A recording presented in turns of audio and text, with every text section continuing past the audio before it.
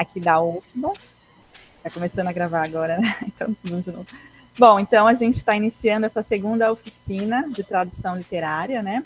Com um tema um pouco diferente da primeira, acho que alguns participaram da primeira, e essa a gente deu um pouco de ênfase, né, na questão dos refugiados, né, nesse momento tão delicado que a Itália tem passado, a Europa como um todo, e também nós, no Brasil, acabamos sentindo também todas as questões ligadas, né, a esses movimentos, a esses trânsitos culturais. Então, daí surgiu um pouco essa ideia de fazer essa oficina falando desses trânsitos culturais, das migrações, das questões do exílio e do desterro, que foi essa palavra bonita que a gente encontrou, para dar alguns significados, né, para esse momento que a gente está vivenciando, e a gente vivencia globalmente, né? Então, acho que a ideia é a gente falar da literatura italiana, traduzir a literatura italiana, mas porque todas essas questões nos tocam diretamente, né, como seres humanos, né? Enfim, então, é uma oportunidade interessante para esse grupo de pesquisa, né, que é ligado à literatura italiana e à tradução, né? Todos aqui pesquisam ou a literatura italiana ou a tradução, ou as duas coisas juntas, né? Então, a gente fica muito feliz de poder compartilhar essas leituras, né, essas questões tradutórias, né, com vocês, e, sobretudo, a gente também se coloca nessa postura de aprender e de trocar, né, porque a oficina de tradução, ela é, em si, uma troca, né, de perspectivas, de olhares para o texto italiano, para, né, a língua em tradução. Enfim, então é isso, eu gostaria de dar as boas-vindas a todos, agradecer a todos, agradecer em especial aos nossos oficineiros, né, que são alunos de mestrado, de doutorado, de diferentes universidades, não só da UFBA, né, a gente tem alunos da UFBA, mas também da UFRJ, também da UFC, né, e quero dizer que fico muito, muito feliz com essa segunda edição da oficina, e que a gente consiga fazer cada vez sempre mais, né. Então, eu passo a palavra à professora Tatiana Fantinatti, que é a coordenadora oficial da oficina, né? Então, e depois cada um também se apresenta rapidamente. Obrigada, gente. Obrigada, Érica. Boas-vindas também a todos. E essa oficina, como a Érica estava falando, ela é justamente para que a gente faça as trocas. Na conferência de abertura dessa oficina, dizíamos que tradução é movimento, e é essa nossa arte de movimentar tanto a língua quanto as culturas que ficam em contato, como a nós mesmos, porque nós nos modificamos quando nós traduzimos. Então, a participação de vocês é crucial.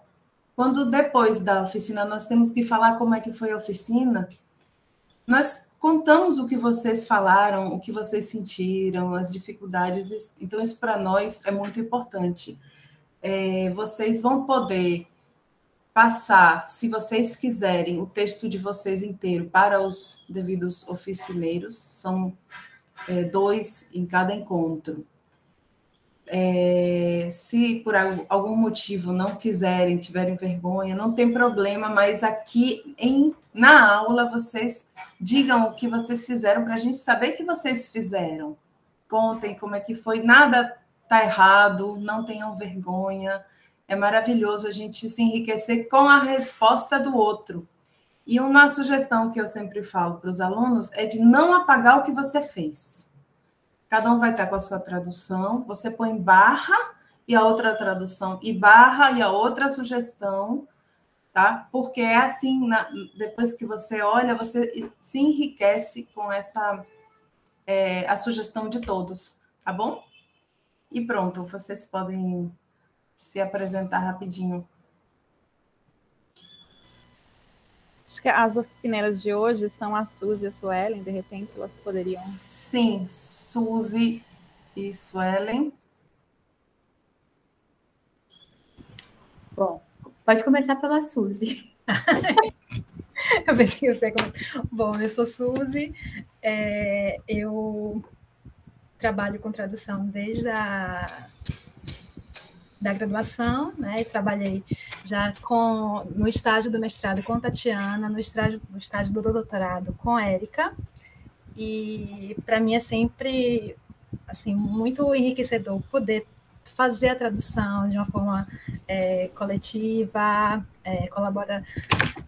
com essa colaboração. Participei da primeira oficina e o resultado foi muito bom, e eu espero que essa seja tão boa quanto a primeira. E ela está traduzindo um livro, gente. Sim, eu traduzi no mestrado, eu trabalhei com literatura infantil, então eu traduzi o livro infantil e agora com a escrita feminina, então eu estou trabalhando com um livro que fala sobre violência doméstica, e o processo é sempre uma tradução comentada. Então a prática da tradução é muito, muito presente, né, nas minhas pesquisas. Enfim, Sueli. Muito bem, eu tenho vergonha de começar, Suzy, por isso eu joguei a bomba na sua mão. Mas eu sou a Suelen, a minha formação inicial é na licenciatura, mas eu sempre fui uma curiosa da tradução, porque tinha o curso de tradução na Unesp, e eu sempre tentava ali fazer uma disciplina, mas os horários sempre se chocavam, até que eu fiz uma optativa e deu bom. Falei, nossa, acho que eu gosto dessa área. E foi assim, gostando dessa área, que eu montei o projeto para o mestrado e comecei a fazer o mestrado na Federal do Ceará, trabalhando a tradução. Aí eu descobri outros eixos da tradução. Eu fui para a tradução intersemiótica da Divina Comédia, então trabalhando não só o gênero paródia, mas também essa recepção de um clássico no século XXI. E na primeira oficina eu trabalhei com algo que eu não estava habituada a trabalhar, que era a violência em si. Então, a gente trabalhou um texto do teatro da Franca e do Dario Fo. Então, assim, foi uma experiência muito boa, também para eu sair da minha zona de conforto, né? Porque eu estava ali sempre nessas traduções intersemióticas e um vocabulário muito restrito. Então, a oficina me possibilitou sair da zona de conforto. Então, assim que teve a conversa de faremos uma segunda oficina, eu falei, quero participar, porque eu preciso me movimentar. Como a professora Tati falou, tradução é movimento, né? A gente se desloca, né, e se realoca. E quem é este ser realocado? Então, espero que vocês gostem, assim, e venham se movimentar conosco hoje. Ótimo, Suelen. Vocês podiam, os alunos, se apresentar e falar qual é a ligação de vocês com a tradução. Eu esqueci de dizer que eu nasci já num contexto de tradução, porque eu nasci numa família bilíngue, meu pai falando em português com a gente e minha mãe falando em espanhol. Eu nasci na Bolívia. Então, a minha vida foi tradução o tempo todo. Por exemplo, meu pai falava, estou com fome. E eu falava na mesma hora, mamá, el papá dice que está com hambre. Ou que tiene hambre. E, então, as mesmas coisas, eu traduzia sem saber que eu estava traduzindo. Porque o meu dia a dia era tradução. E acaba que depois você vai trabalhar com uma coisa que você fala, não, eu quero fazer porque é muito legal fazer isso. Né? Vamos lá, acho que Lucia entrou primeiro, se eu não me engano. Olá, eu sou Lucia Tavares, a minha história assim, com a tradução é muito particular e é longo, vou tentar resumir. Também vem do contexto de fronteira, quando eu era bem pequena, fui morar na fronteira com o Uruguai, e aí eu descobri que existiam outras línguas no mundo, né? E aquilo me encantou muito, mas passou, sobretudo tinham ciganas perto de casa que eu escutava também, né? As compras todas, quando eu saía de casa, era para ir do outro lado da fronteira, muito pequena, já viver nesse contexto bilíngue, sem ter essa noção, né? Mas anos mais tarde, eu sou formada em teatro pela Unirio, e eu comecei a traduzir para o teatro, traduzi primeiro do espanhol, coisas e contos para minha companhia, para amigos, e tudo de maneira muito informal. Com a Copa do Mundo em 2014, eu já tinha trabalhado na Itália, conhecia muitos jornalistas, me disseram, olha, estão desesperadamente procurando gente para traduzir, no programa de futebol. Eu disse, mas eu odeio futebol, eu gosto de futebol, mas para torcer, não para ficar traduzindo. O futebol está fazendo muito mal para a nossa cultura. Vai lá, fala com ele. Aí eu fui e comecei a traduzir no mesmo dia já, melhor, no dia seguinte, que eu cheguei super atrasada, para um programa que queria falar de cultura, além de falar simplesmente do futebol, né, da cultura brasileira. E eu disse, olha, eu para futebol não saberia traduzir, eu tenho limitações, eu sou da cultura. Não, mas é justamente isso que eu quero que fale, era Copacabana Night and Day, e aí eu comecei a traduzir. E quando terminou esse trabalho da Copa, que foi muito enriquecedor, porque na verdade eu achava que ser tradutor era uma coisa muito simples. E quando eu vi, o programa bombou na Itália como foi uma das melhores dos índices, né, como é que é, de audiência, né? E eu tinha feito parte daquilo, e todo mundo dizia que era por causa das questões culturais que tinha dentro. E eu disse, nossa, eu tenho que entrar com tudo nessa tradução jornalística, não posso perder esse gancho. Vou estudar tradução, eu moro em Florianópolis, e aí descobri que tinha o mestrado de tradução aqui, eu disse, tá, mas eu tenho que entrar para lá, eu tenho que saber quem é que vai me guiar nesse caminho da tradução, tem que ser um professor. Eu entrei para o curso, isso em 2015, para o curso de letras italiano, descobri quem era meu professor, só que eu não passei para o mestrado, eu vi que era muito mais negócio eu estar ali na graduação, fazer, aí terminei agora a licenciatura, termino o bacharelado no outro semestre, fiz 7 longos anos na UFSC, e nesse meio tempo tive a oportunidade de traduzir textos de teatro, que foram escritos sobre o Grotowski, fazer também intérprete para a técnica teatral que eu sigo, que é uma técnica russa, mas tem uma força muito grande na Itália, né, que é a biomecânica de Mary Hold, e fui tendo experiências diferentes, assim. Caí com tudo durante a pandemia, dando aula de italiano, né? E aí eu disse, não, agora quero retomar com força as questões tradutórias, né? E aí, bem nesse dia, pensei, me apareceu a oficina, eu disse, vou me inscrever. Aí fiquei muito feliz, porque os textos trabalham com a questão dos refugiados, e eu também tive a oportunidade de dar aula para refugiados na Itália, sobretudo com crianças, que é uma outra experiência que eu tive, então me emocionei muito ao ver os textos. Tentei resumir, a história é grande, mas basicamente traduzindo assim meu percurso totalmente híbrido, mais ou menos é isso. Que legal, muito bom, muito enriquecedor ter você aqui, Luciana, obrigada. Vejamos, depois entrou... Eu não estou vendo mais as pessoas que estão aqui. Entrou uma menina... Acho que foi Sara. Sara. Deixa eu abrir o microfone, senão nada feito. Eu já sou de outra linha, eu sou mais da linha de literatura, mais pesquiso de literatura italiana. Fiz iniciação científica, mestrado, doutorado na parte de literatura italiana, literatura comparada, literatura e maravilhoso. Agora estou fazendo um projeto de pós-doc da filha bastarda da tradução, que é a adaptação. Então, eu estou começando... Foi um interesse recente, foi ano passado que eu comecei a me interessar mais por essa questão de tradução, adaptação, e então eu estou ainda me familiarizando com as teorias da adaptação e da tradução.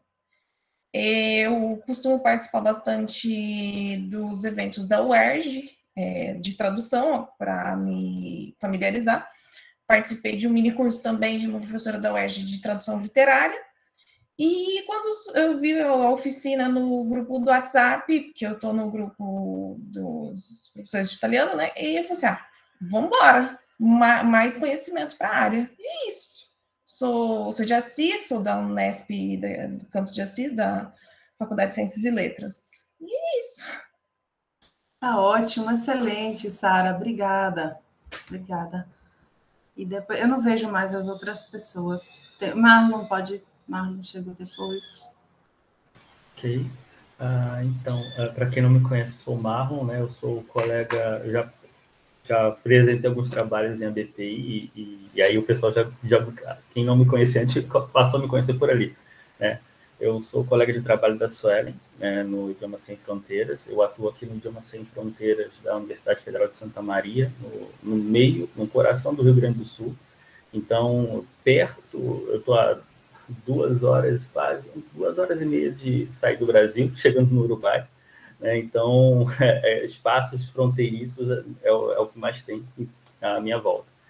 Então, mas a minha experiência com tradução, na verdade, foi um momento que foi por conta de, não, agora não, depois eu vejo isso. Eu estava na faculdade e lá eu tinha a possibilidade de fazer, junto com a licenciatura de português e italiano, o bacharelado em tradução.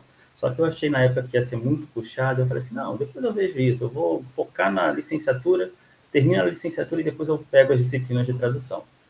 Fiz isso. Quando eu fui pegar as disciplinas de tradução, eu vim para cá para o Idiomas Sem Fronteiras e tive que abandonar a tradução no primeiro momento que eu estava tendo contato com o curso.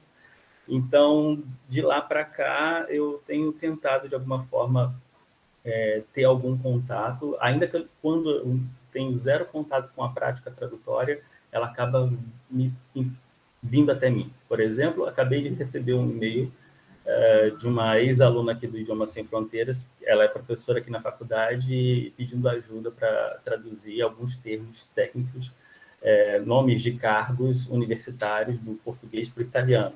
Né? E eu já tinha ajudado ela no ano passado com a tradução de uma palestra. Fiz a legenda, a tradução e a legenda, né, do vídeo e ajudei eles para poder colocar a legenda no vídeo. Era uma palestra da área de sociologia, de um palestrante italiano, que foi feita uma conferência e tal. Então, eles, vendo que eu estava aqui na UFSM, professor de italiano, você é o único que a gente tem aqui, então vamos abusar um pouquinho de você, né? Então, a tradução, ela vem fazendo parte, quanto mais eu estou atuando como professor de italiano, mais a tradução se faz presente no meu cotidiano.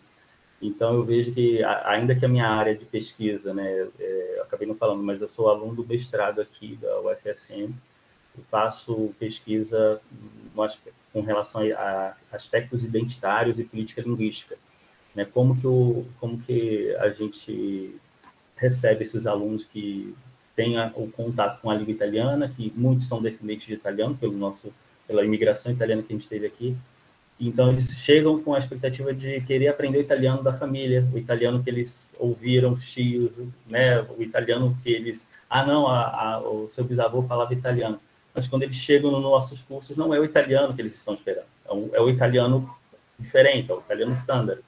Né? E estudando sobre isso, acabei criando um olhar um pouco mais crítico com relação até à própria vinda dos imigrantes italianos, né, num contexto onde eles acabavam tendo o português como língua estrangeira e tendo que fazer esses exercícios de tradução também ali no ambiente familiar.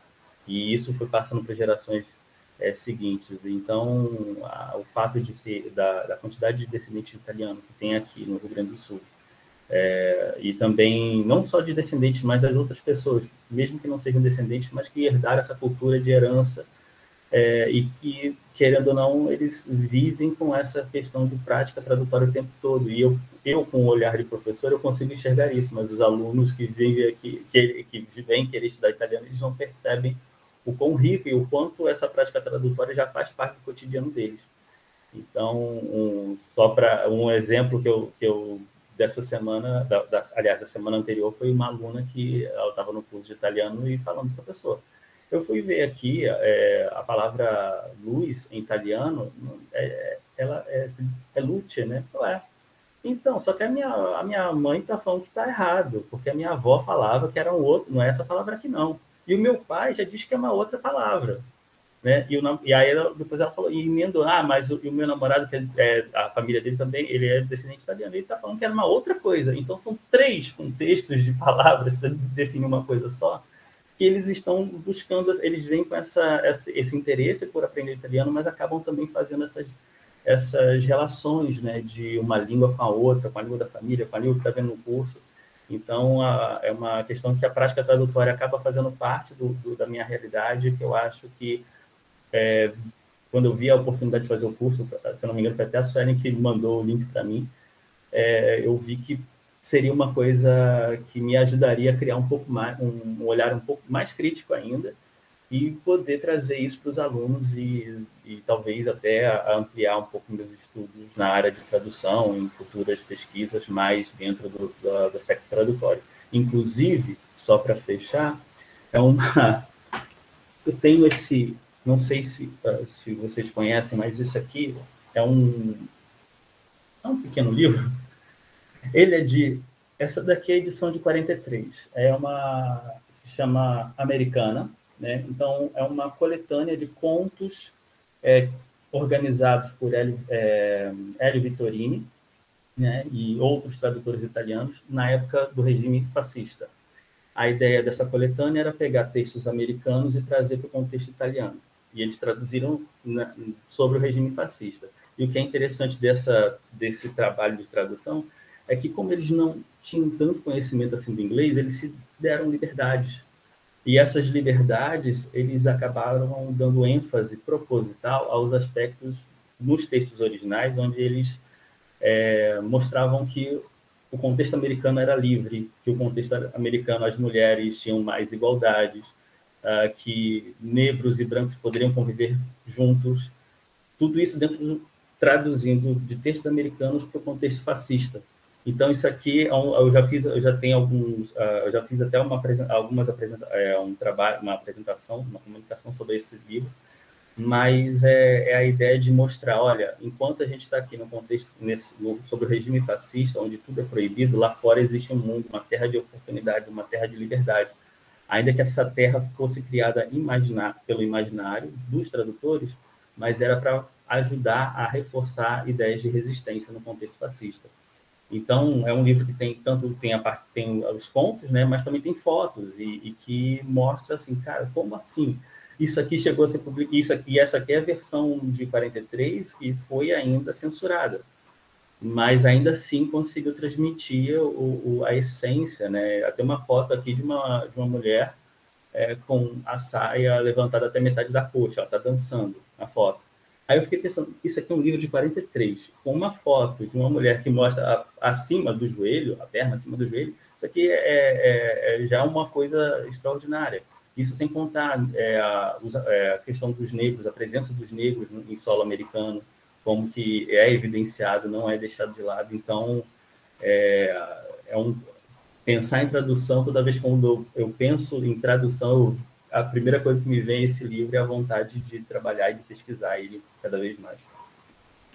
Muito bom. Obrigada, Marlon, pela partilha da sua experiência. Muito bom. Tem mais alunos, né? Eu não estou conseguindo ver, só vejo assim, mais 4 pessoas, porque Leonardo e Bruno são oficineiros. Eu acho que eles podem se apresentar amanhã, porque para não perder o tempo de hoje, né? Tem o Gilbar, que entrou depois. Então, pode abrir o microfone. Boa tarde.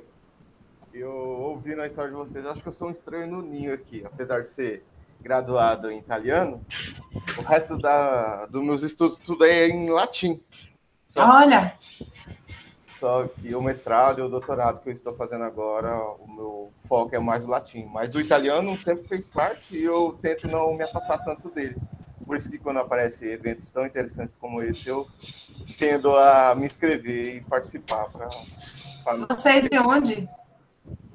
Origem, eu sou de São Sebastião, litoral, mas eu sou formado ali na Unesp, no IBILS, São José do Rio Preto.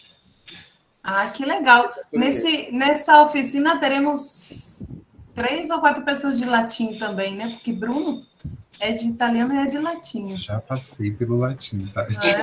Professor Renato e Raul. E Raul, italiano e latim, os dois. Então tem muito colegas bom. Aí. Isso. Muito bom. Tem mais algum aluno? A Gabriela, porque o Renato também vai apresentar, né? Então, Isso, Gabriela. Oi, boa tarde. Eu cheguei um pouco atrasada, eu não sei o que vocês falaram no início, para me apresentar, para falar exatamente. Isso. Você se apresenta e fala qual é a sua ligação com o italiano ou com a tradução de onde você vem, rapidinho. Eu sou do Rio de Janeiro, eu me formei em letras pela UFRJ em 2010, 2011. E na época da faculdade eu tinha interesse em tradução, só que na época da faculdade eu não tinha acesso à informação que hoje em dia a gente tem, né? Então eu acabei indo para outros caminhos. Depois que eu terminei a faculdade, eu fiz outra faculdade, meio que abandonei o italiano e só fui retornar para italiano em 2018, que eu comecei a ter interesse em tradução mesmo. Comecei a fazer a tradução técnica, mas agora eu quero passar para a tradução literária, que é o meu interesse. Que ótimo, Gabriela. Aqui faremos bons exercícios de tradução. Vamos lá, meninas. A palavra é de vocês. Bom, então a ideia hoje é a gente trabalhar com a prática do trecho que foi enviado para vocês. Como Tati falou no início, quem quiser pode enviar o texto, né, que vocês traduziram, mas o ideal é que não apague o que foi feito porque viu uma solução que achou mais interessante. O interessante é justamente deixar várias soluções para que a gente possa até comparar depois. Mas o que a gente vai tentar criar aqui é uma tradução coletiva, um texto único com a participação de todos. Então, a gente vai projetando cada parágrafo e vocês podem ir colocando quais foram as suas soluções, lendo o texto, como vocês traduziram. A gente vai colocar os e-mails no chat. E aí a gente vai tentando criar esse texto, cada um dando uma sugestão, e aí a gente tenta chegar num senso comum, né, para criar o nosso texto colaborativo. Isso mesmo. Então, vamos lá. Primeiro de tudo, qual foi a experiência de vocês com esse trecho? Alguém queria partilhar rapidinho? Como é que foi a leitura, esse processo? Enquanto eu e a Suzy colocamos o nosso e-mail aqui, o Bruno também acho que pode colocar o e-mail para vocês enviarem. Quem quer partilhar? Como é que foi ler esse texto? O que refletiu em vocês esse processo de pensar a tradução? Alguém gostaria?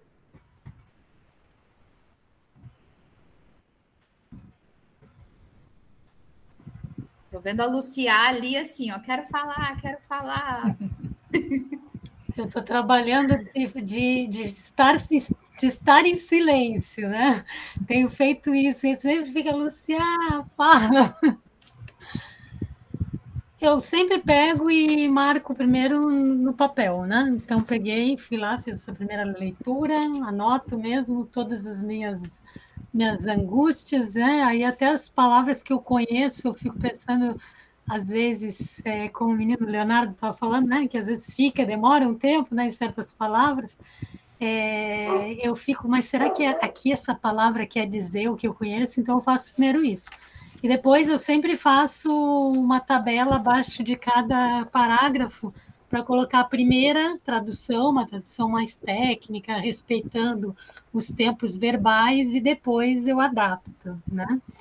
E não apago nunca nada. Já tenho 3 HDs aí cheios para deixar para o futuro, para os arqueólogos de processo criativo, né? Dos arqueólogos digitais, que eu acredito que eles vão aparecer assim que a gente entrar no metaverso.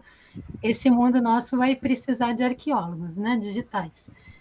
E eu sempre penso nas questões assim culturais. Aí eu sempre falo muito do onomástico para os meus alunos, né? Sempre conto. E quando chegou no onomástico, que eu sempre falei, eu fiquei, meu Deus, como que eu traduzo onomástico? Eu nunca tinha pensado, né? E o próprio tradutor dava onomástico, eu já tinha ouvido de pessoas que sabiam. Eu colocaria o dia, né? Então eu coloquei a solução. Eu não colocaria onomástico se eu pensasse num público, né, mais amplo, né? Não numa tradução comentada de literatura. Eu colocaria o dia, né, do santo, que do aniversário do santo, deixa eu ver como é que eu coloquei até, que era 13 de junho, o dia do santo que me dá o nome, né? Eu mudaria já, eu faria domesticaria e transformaria muito, porque eu acho que o onomástico, ou a outra opção seria de colocar o onomástico, colocar a nota de rodapé. Mas como todos os textos que eu traduzi até hoje, sempre as notas de rodapé foram expulsas, eu acho que a gente tem sempre que buscar a solução, né? Com nota de rodapé e sem. E aí até a maceria, eu fui pensar, mas maceria, eu nunca tinha pensado, né, maceria. E a tradução deu maceria também, né? E aí eu fiquei já uma coisa que eu achei que ia ser rápida na primeira leitura, eu já fiquei parando, né, dando essas reflexões que eu acho que traduzia isso, né? Tá ali entre o tra, né, o entre, né, entre as duas línguas, e pensando nas questões culturais, onde eu transformaria, onde eu deixaria a presença mais forte de um conjuntivo, ou de um ou de outro tempo, de um pretérito mais que perfeito simples, que agora que eu estou aprendendo os tempos verbais em português, né, que eu até hoje não descobri. Então, eu fui transformando, e eu digo que ele ainda está no momento Frankenstein, porque ele está nesse processo, né, que eu peguei meu primeiro olhar, o primeiro olhar técnico e o primeiro olhar cultural, digamos assim, de estar pegando alguns pontos, né?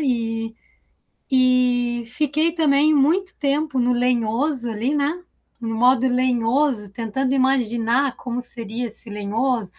Eu coloco sempre no Google Imagens, coloco na Treccani, vou nos dicionários antigos que eu tenho.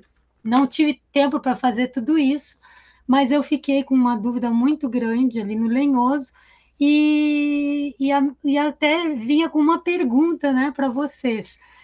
Qual o limite esse, né, de respeitar os tempos verbais ou de transformar para a maneira como é mais usado no português? Depois que eu avancei nos estudos de italiano, eu vejo que eu sou muito mais criteriosa de olhar isso, e eu acho que eu sou muito chata, entrei numa chatice de tradutora que quer respeitar, às vezes, demais a língua. Eu acho que nem sempre isso é o melhor para a tradução, né? Eu não era assim há 7 anos, 8 anos atrás. Eu achava que eu traduzia com mais liberdade.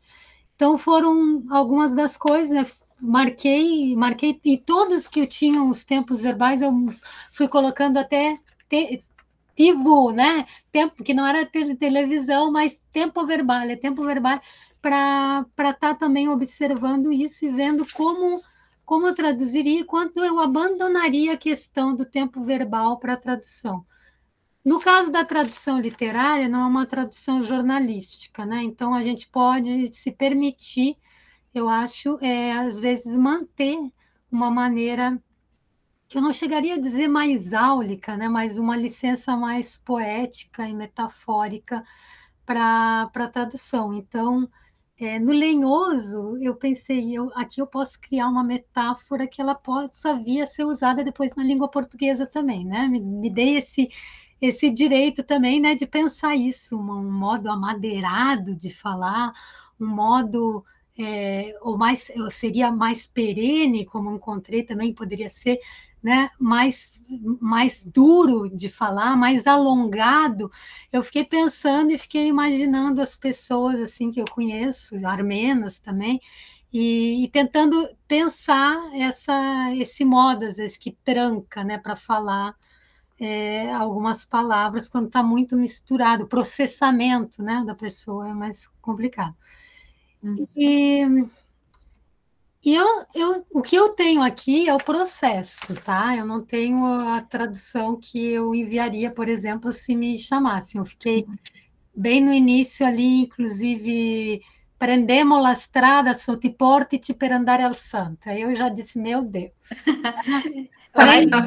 A ideia da oficina é essa mesmo, a gente construir e ver esse percurso, Luciá, muito bem. E eu adoro traduzir e falar com os meus pais depois. Então, traduzir coisas literárias, eu sempre falo com meu pai e com a minha mãe, e tento ler alguma parte para eles, que eles têm umas saídas muito boas para tradução, né? No alto dos 84, 83 anos, eles têm saídas, às vezes, soluções muito boas.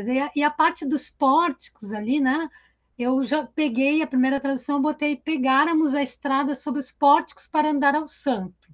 Eu não sabia que o santo era, de fato, ir a uma igreja, um lugar de santo, pelo menos que eu consegui interpretar desse livro, que eu não li na íntegra ainda, né?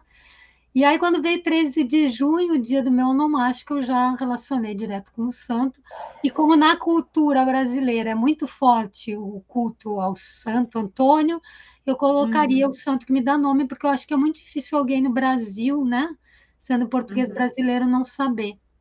E aí eu mantive o pegáramos mesmo lá, né? Pegáramos a estrada sob os pórticos para andar ao santo, nesse incipit, né, ali do início, porque eu acho que tira o leitor do lugar comum, não é pegamos, né? Não é. Pegamos daria já uma ideia, peguei fulano numa festa, né? Entendi. Muito bem, Lúcia. Vamos, então, a gente, né, Suzy, começarmos aqui desse início do livro e ver quais são as outras sugestões, né, que os demais trouxeram, como vocês traduziram.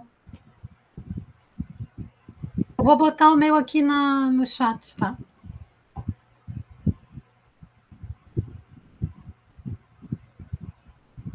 A gente já pode aproveitar, copiar o de Luciai e mudando à medida que cada um for dando a sugestão.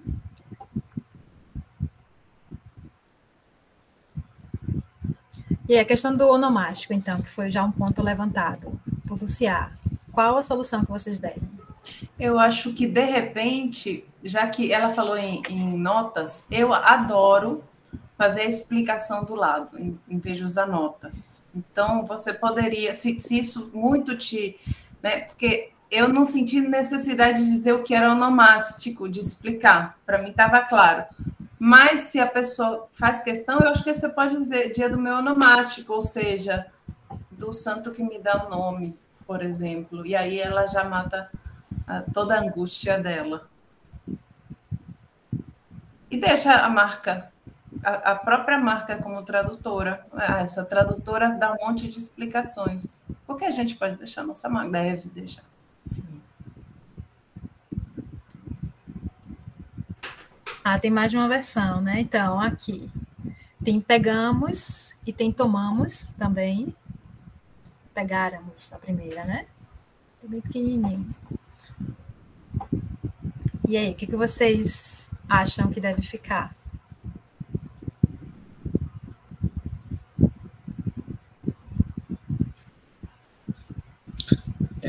Esse do onomástico eu acabei colocando, talvez até num português mais assim coloquial, né?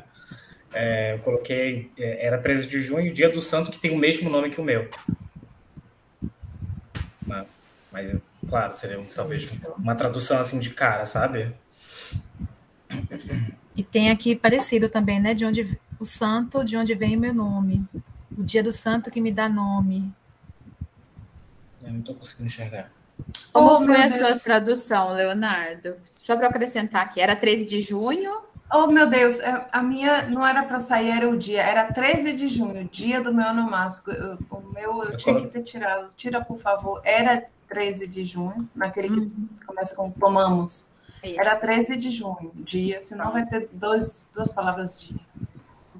Coloca aqui no chat? Pode ser, Leonardo, que aí a gente vai colando aqui no... né, e vocês vão vendo a projeção para a gente construir coletivamente. Maravilhoso esse Jamboard.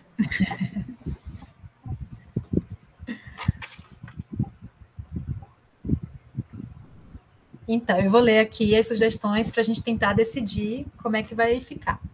Pegáramos a estrada embaixo dos pórticos para ir ao santo. Era 13 de junho, dia do meu onomástico.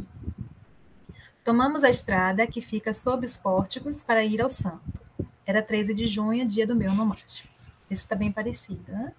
Pegamos a estrada sob os pórticos para ir até o santo. Era 13 de junho, dia de Santo Antônio, de onde vem meu nome.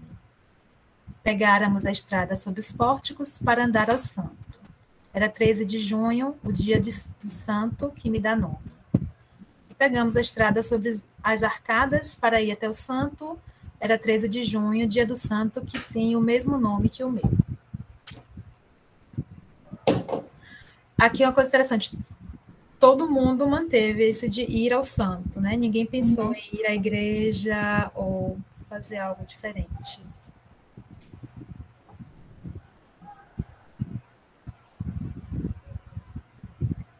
E ainda tomamos a estrada sob os pórticos para ir ao santo. Era 13 de junho, o dia daquele que me nomeia. Eu pensei na Basílica. Eu pensei na Basílica porque na minha cidade tem uma Basílica de Santo Antônio. Então, se a gente falasse, né, fosse contar para onde estávamos indo, nós falaríamos a Basílica. Então, ficou muito parecido aqui. E você, Suzy? Eu pensei eu coloquei para ir à igreja, e depois, para se aproximar mais do texto, eu coloquei para ir ver o santo. Para ir ver o santo. Por quê? Ir à igreja ou ir à Basílica é uma coisa que você pode fazer todo dia. Mas estava claro ali que aquele era um dia de ir ver o santo. Então, ir ver o santo também é uma ótima. Porque eu achei... Ir ao santo, eu achei uma coisa, assim, eu não sei se em italiano isso é comum, mas em português eu achei estranho. Engraçado que você falou uma coisa que o texto me passou. Tem coisas que não me parecem comuns em italiano nesse texto, né? E ele é bem profundo, ele usa umas construções lindas, diferentes, né? Tanto é que eu te perguntei, tem certeza que está escrito? Lembra aquela palavra? Porque eu não tinha certeza. Né? Mas é porque é bem profundo, bem diferente. Tem um peso no santo também, que eu no primeiro momento achei que santo era o nome de um cara. Quando eu li a primeira, assim, eu achei, o santo deve ser algum amigo, ou, né, o apelido de alguém, ou sobrenome, a primeira coisa que eu pensei. Mas eu achei que ver o santo fica bom. Né? Adorei. Porque eu não acho essa estrutura também per andare al santo em italiano, eu acho bem... Gostei muito. Ver o santo também. Lucia, eu estava escrevendo justamente isso no chat, porque ir ver o santo parece muito mais fluido do que ir ao santo, porque santo realmente parece, tá indo ver o santo, o amigo dele, alguém que tem um apelido de santo. Eu estava escrevendo justamente isso. Eu decidi manter isso aí desse ir ao santo, porque me causou uma certa estranheza quando você leu em italiano, então eu queria manter essa estranheza também no português, sabe? Esse clímax, quem é o santo? Né, para ir ao santo. Meu Deus, quem é o santo? Sabe? Quando eu li, eu também senti essa estranheza, então decidi manter essa daqui, nesse caso. E para o Prendemo, né? A gente tem essa questão do santo, mas vamos construindo a nossa aqui. E aí? Pegáramos, tomamos, pegamos? Qual foi o processo de vocês? Eu achei que pegar era muito coloquial, né? Então, pensei no verbo tomar, que era um pouco mais... né, mais erudito, digamos, e não cheguei ao extremo de usar o pegáramos, porque, sei lá, o texto não me disse esse verbo tão distante.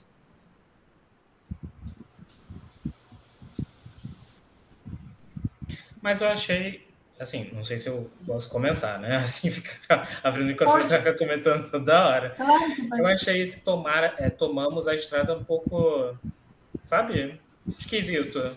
Acho que pegar a estrada... Eu também fiquei pensando nisso, né? Do pegar ou tomar. Mas a primeira coisa que me veio na cabeça foi o pegamos a estrada, né? Porque é o mais comum. É uma expressão. É a expressão. É a expressão. É que a Renata colocou uma diferente. A gente foi pela rua. Cadê? Como é que é? A gente foi pela rua. Quem que colocou isso? O Renato. Renato, você é de São Paulo? Porque lá a gente fala assim, pelo menos no interior. Já a gente foi pela rua, Esse tomamos e pegamos também foi uma coisa meio... São Paulo. Eu sou de São Paulo, mas não do interior, eu sou da capital mesmo. Então tá ótimo. A Sara comentou, tomar parece mais poético, mas pegar é algo que usamos muito, como os italianos usam prendere. Para mim também não teve, assim, eu nem questionei, porque para mim era assim, automático pensar em pegar. Em pegar a rua, né? Eu estava querendo algo que parecesse antigo, daquela época, né? Algo assim mais... A minha escolha pelo tomar foi muito mais simples do que tudo, do que vocês estão pensando. Como eu vi que muita gente já botou pegar, eu falei, vou botar o tomar para ficar diferente.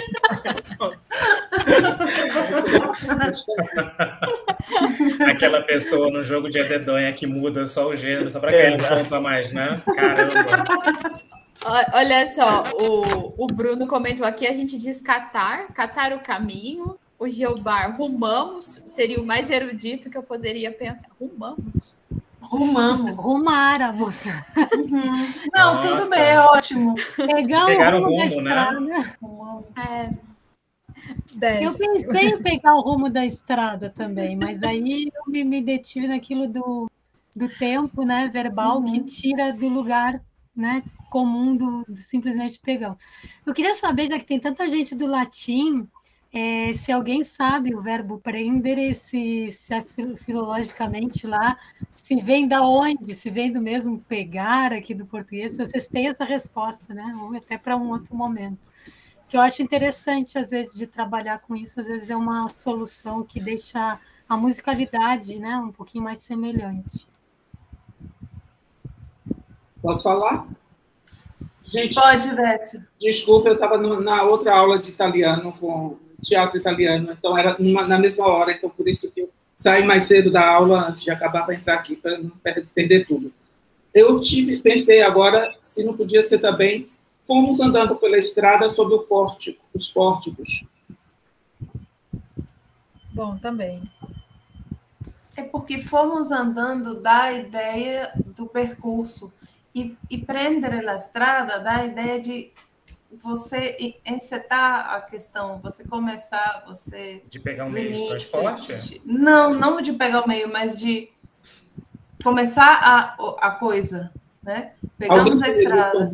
É a segunda, né? Tomamos a estrada. É a segunda e a quinta. Eu acho que tomamos ou pegamos, está tudo bem.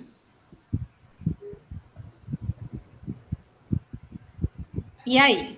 Qual verbo? Pegamos ou tomamos? A gente precisa chegar numa construção coletiva. Tomamos ou pegamos? Uma decisão, que a gente pensou dessa vez de construir uma tradução, uma versão do grupo. Olha, se for por uma questão dialetal, aqui na Bahia a gente usa as duas formas indistintamente. Tomamos e pegamos. Então, as duas soam também, para mim, não faz nenhuma diferença. Qualquer uma para mim está boa. Eu acho que tem mais aqui pegamos, né? Nas sugestões aqui. E é tão enriquecedor ver todas as soluções, né? Que parece que a gente vai perder colocando apenas uma. Mas isso é tradução, né? É perder para ganhar. A parte da escolha, né? Então, vamos de tomamos ou pegamos? Isso aqui depois vira o nosso mural de tradução, fiquem tranquilos. Quem é que falou que o pegamos e o prendere têm uma mesma semelhança, seja no português como no italiano? Foi a Sara. Foi a Sara, né? Eu achei essa justificativa de defesa para o pegamos mais interessante, só que eu fico meio assim com pegamos, porque a pessoa em português abre, se não é uma pessoa concentrada na literatura, ela pode já levar para um outro lado mais vulgar, pegamos. Mas eu gosto da justificativa dela para essa escolha. Eu acho que perdão, pode falar. Não, era só... Pode ir, Tati. Justamente ela estava falando do respeito, Lucia estava falando do respeito à língua, né? Eu acho que nesse caso não precisaria ir ver o que significava em latim, porque a gente tem que respeitar o que nós usamos, a língua para a qual você está traduzindo. Então, pensar se para ela está legal usar o pegáramos, que foi a solução dela, defender, né, o porquê, mas não por causa do latim, mas sim porque ela acha que é mais usado, ou porque ela realmente quis colocar esse tempo verbal, inclusive, por algum outro motivo. Texto de qual época? Bom, o livro foi publicado em 2004, mas esse momento que ela faz referência é 1949. Então, é a história, a menina contando a conversa com o avô em 1949. Eu não gostei muito desse pegáramos, não. Não sou uma coisa natural. Não, tem uma outra coisa. Se você diz pegáramos, você está pressupondo que existe uma outra ação mais recente do que essa de pegar. Existe no texto? Parece não, essa começa assim. Já. Começa assim, então, faz sentido. Comentar que pegáramos, assim, tá, o que veio depois? Vai ser uma sucessão. Primeiro ele pegou, e depois qual é o próximo verbo? Ele fala... Era. Não, o próximo perfeito que tem aí. Mas ele passa para o imperfeito. Então, mas assim, pegáramos, fica faltando alguma coisa. Depois, assim, pegáramos quando ele chegou, pegáramos quando depois aconteceu alguma coisa. Quer dizer, eu concordo. Por isso nem você pôs uma ação nesse muito longe, mais distante do momento da enunciação, e entre essa ação e a enunciação, que pressupõe que houve uma outra ação passada. Isso, o Luciá já tinha falado que estava bem. O tempo verbal é isso mesmo, né? Pelo tempo verbal. Mas eu também acho que para abrir ele também fica muito áulico, eu acho. Não, mas é porque o prendemos tomamos, pegamos. Não é o pegáramos. Mas é o com dó PAM. Mas significa tomamos. Fizemos. Não é o pegáramos. Avevamo preso, digamos, poderia ser o pegáramos, se fosse o caso, né? Havíamos tomado e tal. Eu acho que não.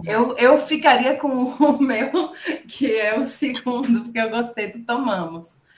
Mas, como vocês falaram, de repente, pegar a estrada é mais normal, não sei. Eu queria dar um tom assim, um pouquinho menos coloquial. Eu pensei nessa questão do menos coloquial, porque é uma criança contando as memórias, né? Então, mas a criança está com quantos anos aí? 5.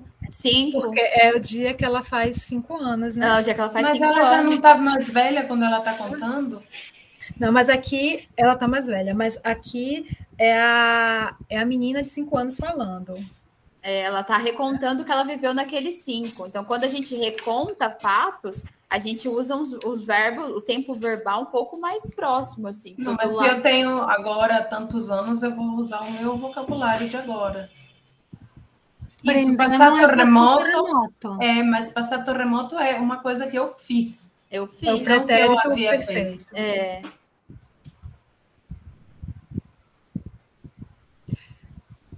Eu, sinceramente, não vejo muita diferença em pegamos e tomamos, no sentido de ser mais ou menos coloquial.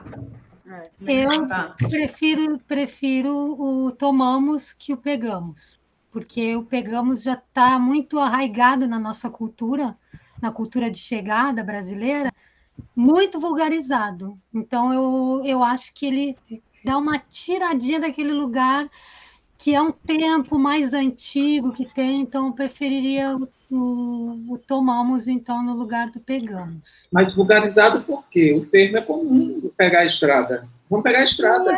Mas o pegamos, ele tira uma ideia de um tempo mais distante, mais remoto, no meu ponto de vista. Mais remoto? Ele tira essa ideia dos muitos passados que tem no italiano que a gente não usa quase no português.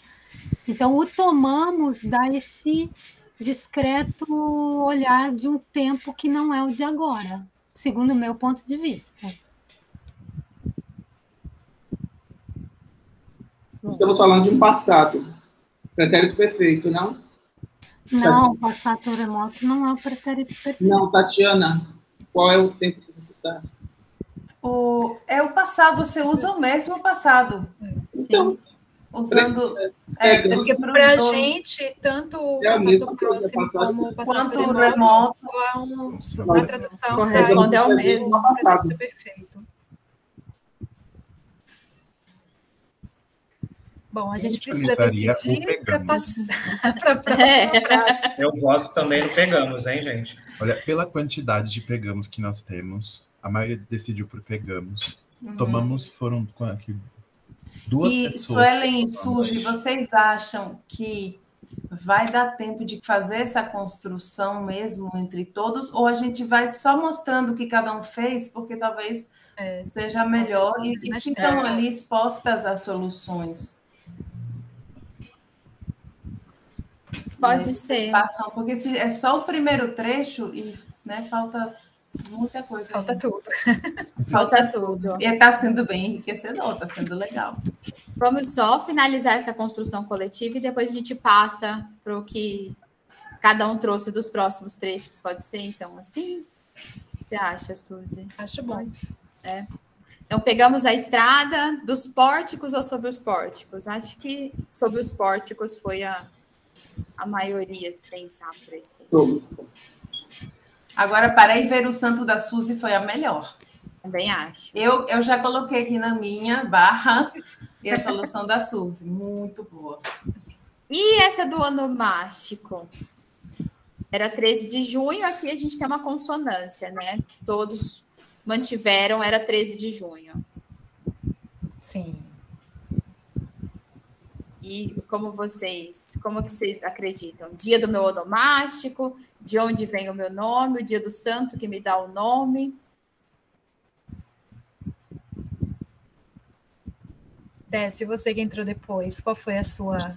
Não fiz, eu não tinha feito, desculpe, porque eu hoje estou com milhões de atividades e com milhões de atividades amanhã também.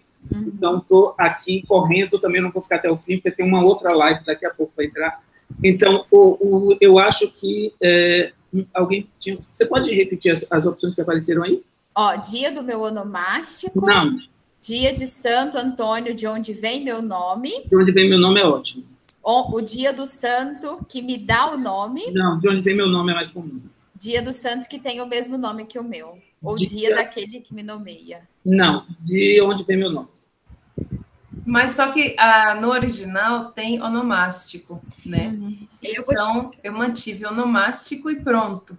Mas como o Lucia falou, uma coisa que é bem legal, que às vezes você quer explicar, porque de repente o seu leitor não sabe o que é onomástico, aí ela pode continuar, né? Como outras pessoas fizeram. Aí eu manteria onomástico e uma explicação, se a pessoa quiser. Qual a função desse texto? Qual é o público-alvo para quem a tradução vai ser feita? Não nos propusemos é o básico que você precisa ter em mente na hora de sim. o vocabulário. Sim, a gente imagina que o mesmo tipo de público... que o romance vai ser traduzido assim, né? Vai ser vendido para um público geral. Né? A gente não está fazendo algo para as crianças. Até porque o termo onomástico depende muito da cultura. E qual que é esse público? Porque, por exemplo, para mim, onomástico foi traduzido como onomástico. Eu estou aqui com a tela aberta no dicionário. Onomástico significa relativo aos nomes próprios ou ao seu estudo, que contém nomes próprios, não tem nada a ver com ter o mesmo nome da pessoa. Mas culturalmente para a Itália não é isso. Na Igreja Católica, por exemplo, os padres eles mudam de nome para o nome de um santo para celebrarem o onomástico. Então, onomástico vai muito da cultura. É uma data muito forte na Itália. Tanto é que é mais importante, eu que sou Lucia, me chamam de Lucia na Itália. Quando chegou uma vez o 13 de dezembro, todo mundo começou... Augúria de bom onomástico. O pessoal festeja aquele dia, mais forte às vezes que o aniversário. Então, eu acho que essa ideia cultural ali é que só o onomástico, se fosse o onomástico e colocar a explicação do lado, eu acho que se houvesse essa possibilidade, eu usaria. Eu também gostei dessa solução. Não, aí é um caso de se pensar numa nota de pé de página para explicar a diferença cultural. Mas aí é o que a Lucia estava falando, quando ela traduz alguma coisa, tiram as notas dela.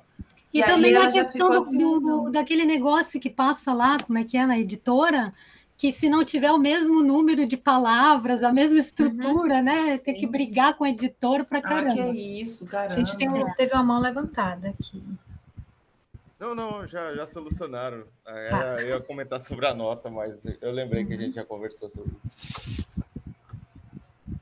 Mas é passível também, né, de pensar na nota.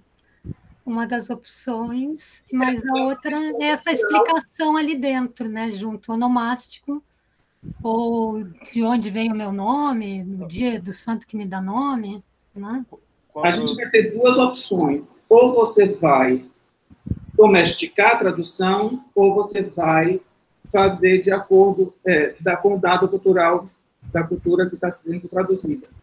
Então, se você não se preocupar com essa referência ao dia, um dia específico, onomástico, essa coisa que eu nem sabia que tem na Itália, então eu deixaria, a minha opção seria essa, de onde vem meu nome.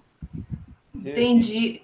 Tem uma questão ainda, porque contando como eu traduzi essa parte, eu fui checar se 13 de junho era de qual santo que era, né? Porque ali não está mencionado ainda, né? Santo Antônio, no texto, né? Aí eu fui pesquisar, por isso que eu marquei na minha tradução o dia de Santo Antônio, para ter certeza. Então, o Décio, por exemplo, que tem um português maravilhoso, você não colocaria onomástico porque não faz parte, você não usa essa palavra, Décio? Porque eu já estou achando que eu estou muito influenciada pelo italiano. É uma questão básica que tem que se levar em conta toda vez que se faz tradução, é pensar o público-alvo. O público-alvo vai saber o que é onomástico? É a intenção do tradutor que o público conheça isso? É a intenção do tradutor que ele conheça a diferença cultural das duas línguas? Então, por isso que eu falei que poderia manter, eu não tiraria, porque eu não diminuo o texto, eu não empobreço, eu colocaria onomástico. Mas dia do santo. A diferença de significado é gritante, porque em português não tem essa conotação que tem em italiano. É isso que eu estava querendo saber de você. Você não usa essa palavra com essa conotação em português? Porque eu ouço as pessoas todas, católicas e ortodoxas, também, eu nem sabia que existia uma Santa Tatiana, eu fui,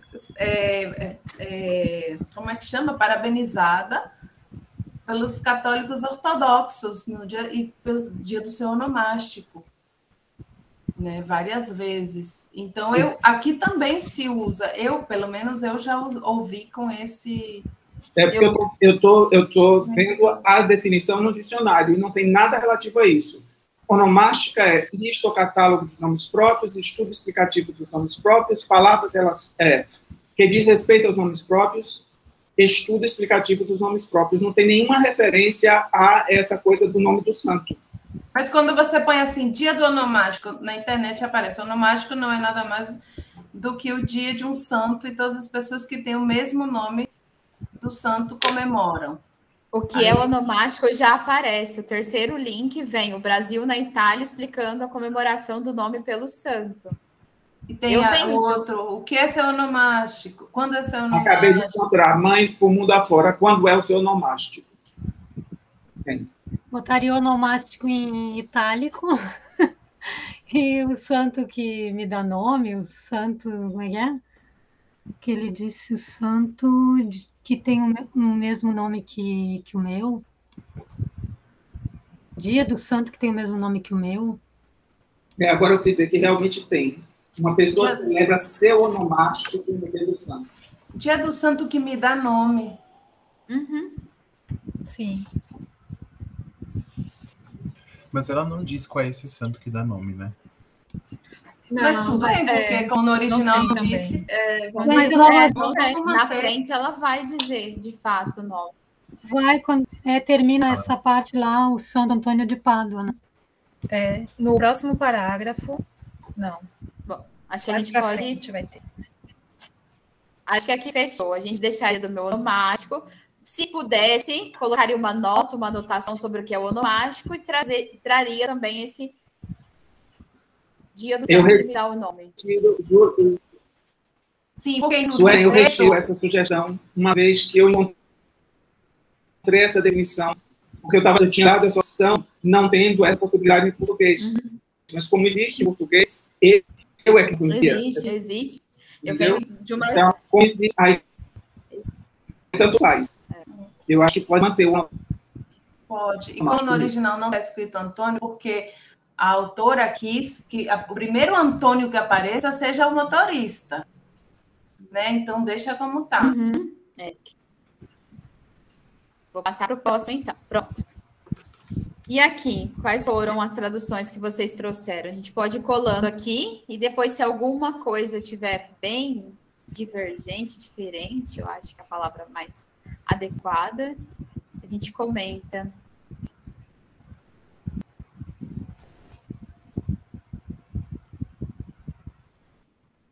Eu leio, aí eu não vou ler, vou mover-me.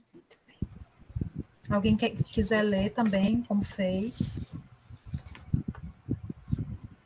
Eu coloquei ali no chat. Eu só me incomodei com o meu tarde demais por causa do problema eufônico, mas eu ainda não sei como é que eu mudaria. Tarde demais, entendeu?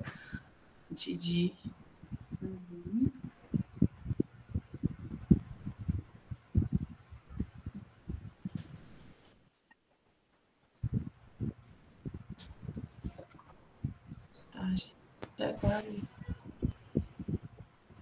Você quer ler, Tati, como vocês? Sim, eu coloquei chovia e eu não queria me mexer. Mas vovô Yervante, não sei, o patriarca a quem ninguém desobedecia, havia dito: está na hora de a menina conhecer o seu santo. Já é quase tarde demais. Eu não gostei do meu tarde demais, como eu disse. Ela tem 5 anos. Não é bom fazer os santos esperarem. E vocês precisam levá-la a pé. Ele nos alcançaria com seu carro, uma lancha, e com Antônio, o motorista.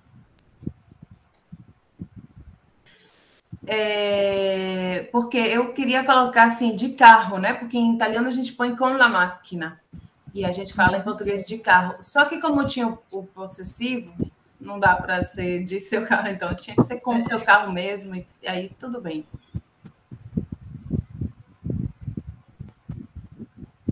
Eu não estou conseguindo ler, porque está muito pequenininho. Se alguém puder ler quem fez. A próxima é a Sara. Se a Sara quiser. Tem no chat também, Suzy. Outra coisa. Aumenta a letra, de repente. Mas aí não vai dar, né, para colocar. Tá.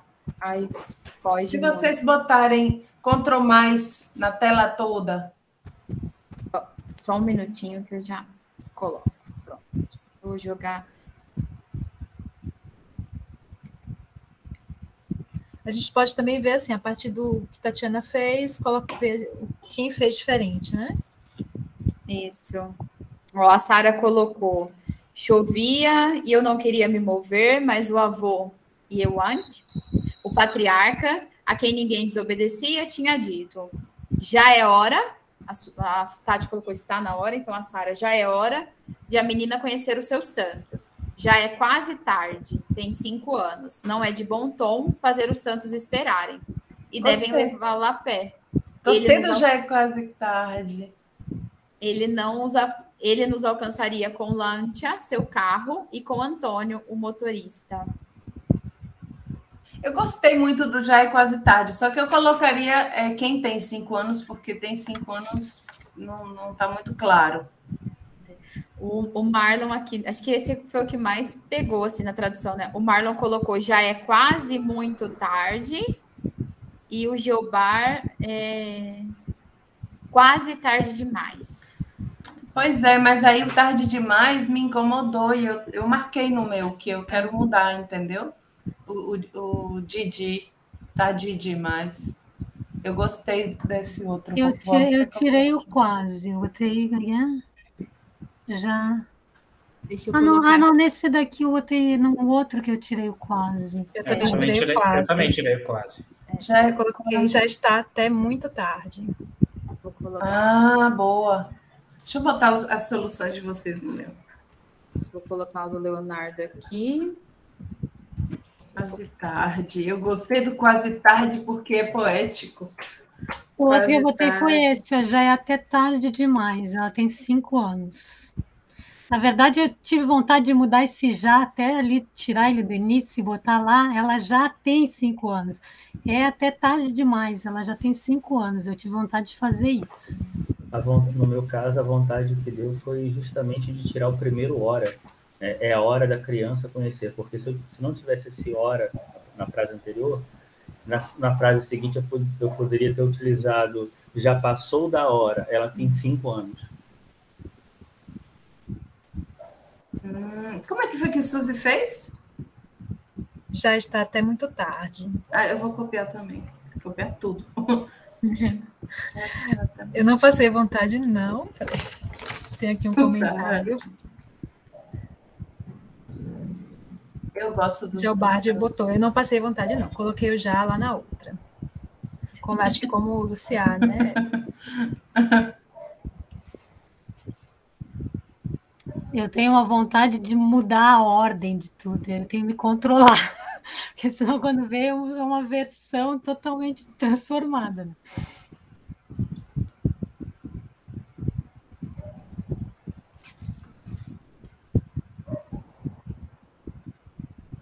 Posso fazer um comentário rapidinho, mas não tem acho que muito a ver sobre isso. É com a fala do Renato. Eu pensei a mesma coisa, professor. Ela tá indo ver o santo. Eu falei, essa menina vai pro terreiro. Eu pensei nisso também. Exatamente. Aí eu fiquei quieto, porque eu vi que ninguém pensou a mesma coisa que eu. Falei, vai ver que eu tô muito dentro da macumba, então já tô levando pra esse lado. Eu pensei isso, fiquei pensando depois, será que é uma história que foi contada, que se passa na Bahia, mas foi contada, ou no Brasil, né? Ou Latinoamérica, e se passa aqui, e que depois o personagem vai para a Itália? Eu fiquei pensando isso, eu tenho que ler esse livro inteiro, porque eu fiquei pensando e matutando isso também. Eu já pensei como um sinal mesmo, Sônia? Precisa se reconectar. Como daqui a pouquinho vai estar escrito igreja, átrio, eu acho, sei lá. Isso acaba saindo, né? Só o primeiro impacto. Como são as questões culturais, né? O nosso olhar cultural pode transformar essa leitura, né, do texto num... Mas ele tem razão. O que vai passar na cabeça do leitor, provavelmente, para algumas pessoas, vai ser a primeira coisa. E depois vai ter que desconstruir no parágrafo seguinte. Aqui, o Renato tem razão. Essa questão de já quase troco tarde... Eu coloquei tarde demais. Tarde demais. Mas tarde eu demais. Sempre traduzo lendo em voz alta. Troquei demais. O quase por até. Já é até tarde demais. Não tenho de tarde demais. É tarde demais. As duas que vocês deram, eu gostei mais do que a minha. Já é quase tarde, achei o máximo. Quase tarde, me pareceu algo tipo... uma frase do Chapeleiro Maluco. E já está até muito tarde da Suzy. E só... acho que nisso, né? Depois é o motorista, que a Luciá traduziu como chofer, né? Olhando assim das traduções, a parte mais. Mas e essa questão do carro? Eu coloquei chofer pelo tempo, pela época que era, que naquela época não se chamava quase de motorista, né? Imaginando meu avô falando, meu avô sempre falou chofer, então eu fui nessa memória do meu avô que eu coloquei chofer ali, não foi por escolher. Ele nos alcançaria com seu carro carro, uma lancha e com Antônio motorista. Ele nos alcançaria com lancha, seu carro e com Antônio motorista. Não, porque a gente não fala... Ele nos alcançaria com Gol, com Etios. Ele nos alcançaria com seu carro lancha e com Antônio motorista. Esse aqui eu achei interessante. Ele teria se juntado a nós em seu carro lancha e com Antônio motorista. Ele teria chegado com seu carro, um lancha e Antônio motorista. Teria nos alcançado com seu automóvel lancha e com Antônio chofer. E ele viria com seu carro lancha e com Antônio, um motorista. Eu, sinceramente, não acho que a gente diga vou chegar com o meu carro Gol. Também não digo, a gente não fala. A gente, se você quiser falar, eu vou chegar com o meu carro, um Etios, vou chegar com o meu carro, um Gol. Eu não sei muito nome de carro, por isso que eu não tô... Eu já tive um paciente que só me falava, eu venho com o meu Corolla. Mas eu vou chegar com carro tal, pra mim é coisa de Uber. Tem isso também, né? Mas depende, é muito da... vou chegar com o meu golzinho. Mas meu gol bola branco. Normalmente quem fala marca é quem chega de ônibus, fala afetiva, né? Um Mercedão, Mercedes. Com o meu Fusca, enfim. Com o meu Fusca, mas você não fala meu carro Fusca. Não. Já tem uma relação já afetiva ali com o carro, né? Então você fala com seu lancha, né? Ou eu botei com seu carro uma lancha, porque é bem comum a gente falar assim, uma Fiat. Eu colocaria masculino, Só que eu não. Aí eu ia perguntar para vocês, quem conhece mais de lancha, se a gente fala aqui uma lancha que nem. Porque, como em italiano as marcas, o carro é feminino, né? Uma máquina, ou l'automobile, a gente acaba usando aqui uma Ferrari, uma Fiat. Eu pesquisei até para saber o que era lancha, né? Eu nem imaginava que tinha. E eu vi que é masculino. Tem uma propaganda muito antiga sobre os lancha no Brasil, né? E aí usa o seu lancha. Então dá para colocar, nos alcançaria com seu carro um lancha, se fosse o caso, né? Porque de repente a pessoa também não sabe o que é lancha e é legal colocar carro. Sim, o avô da Maria, da Lucia diria automóvel. Meu avô era português também, né? Então tinha esse detalhe, era tudo. Ele falava, eu fiquei pensando se não era lenhosa a voz dele quando chega lá no lenho. Mas o meu pai também falou por muito tempo alto, mas eu acho que aí é uma questão mais de variante linguística da fronteira do Rio Grande do Sul. Dele, porque aqui seria automóvel. Quem fala chofer fala automóvel, restaurante. O chofer eu botei mais para um marcador também assim de tempo, porque eu acho que naquela época não era usado tanto o motorista, era mais usado o chofer, porque ele era privado, né, daquelas pessoas ali, não era motorista, já era mais pop, por esse motivo que eu fiz essa escolha. Dá um jeitinho vintage. A gente tem que dizer qual é a língua que a gente quer usar atual. Eu traduzi, ele teria chegado lá em seu lancha e com Antônio chofer. Eu também pensei no chofer, porque eu vi que o lancha era um carro muito chique. Então, assim, da época, né? Você colocou aquela hora a foto, você quer colocar de novo? Vou colocar. Achei, assim, o máximo. Eu quero aprender a usar esse seu Jamboard. Não sei se até o dia da minha... eu consigo aprender. Vou ficar treinando sozinha. Posso servir de cobaia. Aqui. Beleza. Esse é o lancha da época, assim. Ele é para chofer, esse, né? Então, foi o que eu pensei. Eu pensei eu tô muito contaminada pelas séries da Netflix de época. Então, assim, eu falei... Mas que época é esse?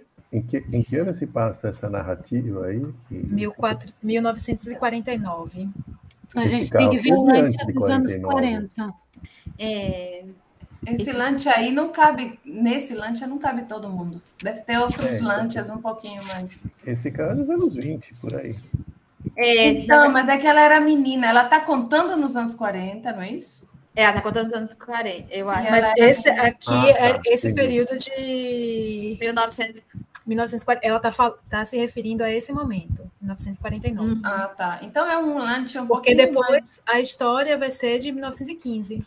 Vamos procurar aqui, Lancia 1940. Vamos ver o Aprilia, é o Lancia Aprilia. É o grandão, olha, Lancia 1940 é enorme, cabe a família inteira. Mas também tem esse aspecto.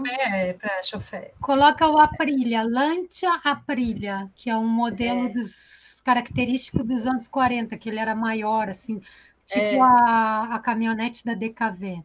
Um furgontino, praticamente. O Wikipédia deu esse daqui, ó, que é esse aí que a Lucia está comentando. Mesmo assim, precisa de um chofer. Não, o que eu estou comentando não é um outro que tem até os... Para aí, deixa eu ver se eu encontro aqui. É o Aprilia. Esse também é o Aprilia. Gente, não entendi. Vocês estão... A gente está pensando no quê? No tipo de carro? Não, a questão do motorista ou chofer, entendeu? O que levou a escolha do chofer. Tá. Mas eu acho... Desculpa, porque se vendo assim, colocaram uma foto do carro vermelho, depois colocaram esse carro preto, eu falei, gente, não tá no texto. Vamos lá, gente, que o tempo tá passando. Então, acho que aqui ficamos no... já quase troco tarde, como colocar. Então, colocaríamos em seu carro, né? Não precisa fazer uma... Não sei, né? Se você quiser. Não. Acho que a gente pode passar para poder conseguir fazer... Porque não vai conseguir fazer tudo, né? Então, pode fazer um pouquinho mais. Deixa sublinhadas as palavras que a gente teve mais dificuldade, né? Que a gente ficou para a gente ir à frente. 3 anos depois. Não. Gente, na hora que a gente põe ali na frente, que eu vejo a minha frase, eu fico meio com vergonha, assim. Caramba, podia ter mudado. É legal, né, isso? Sim. Pronto. E aqui, nesse próximo trecho? Quem quer falar e colar no chat, que a gente vai construir. Coloquei aqui. Não saiu, não? Saiu. Tá.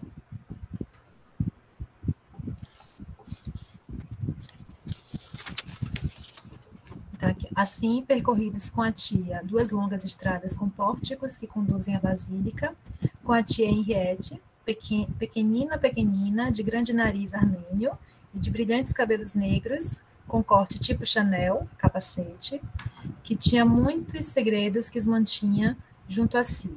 Nunca usava saltos baixos e não permitia que abrisse a sua bolsinha. Em forma de cuia. Eu botei em formato de cuia porque eu me lembrei que a Coco Chanel era nazista, né? E não quis nem botar o nome dela.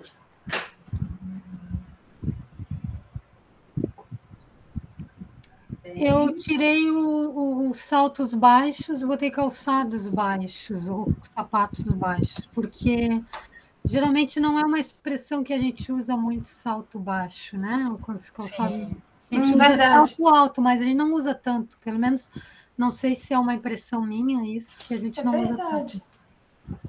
E aí por isso eu optei, mas ficou muito semelhante. Aí eu não coloquei o Chanel, coloquei o tipo capacete mesmo. Sapato baixo que a gente usa, não é não? Sapato baixo, calçados baixos, né? Sapato baixo, é verdade. Então, o formato de cuia eu coloquei, mas não me parece que seria muito bonito. Eu ainda queria ouvir as opiniões, né? O que você colocou, Suzy? Eu botei estilo Chanel. Ela ficou elegante. Eu já botei tipo capacete. Inclusive, a Chanel, ela viveu quando, essa mulher? Não gosto mais dela.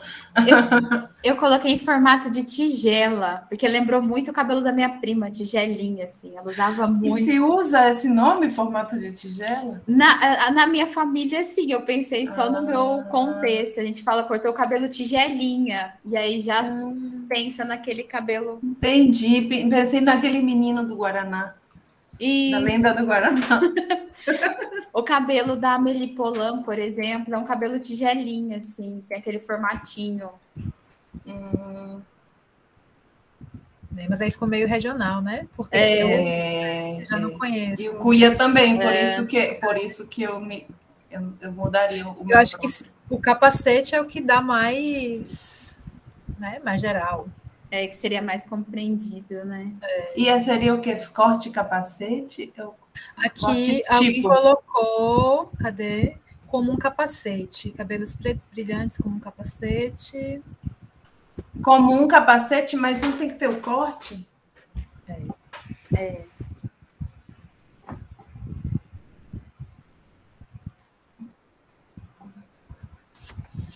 Cortados ao estilo capacete?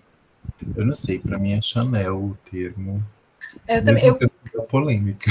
Eu coloquei imagem, né? E aí aparecia sempre o Chanel. Cabelo tigelinha, muito erroneamente também dito como cabelo Joãozinho, por muito tempo. Mas o Joãozinho é cortado raspado, a lateral? Baixinho. Eu sempre achei que fosse, mas ali no meu núcleo, qualquer um era o tigelinha, qualquer coisa que não fosse o longo comprido. O bonito, o chique é o Chanel, com certeza, mas eu não colocaria só porque eu tenho raiva dessa mulher nazista.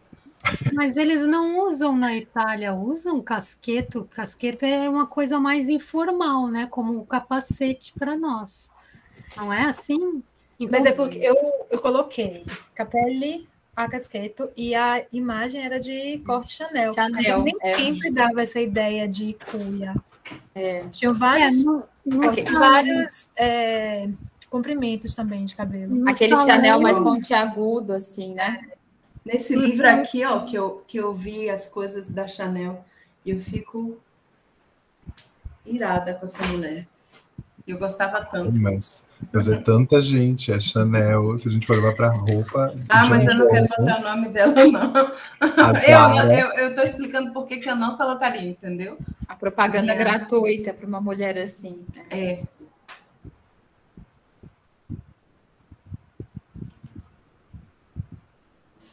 Mas que fica fino, fica. A palavra é a mais legal.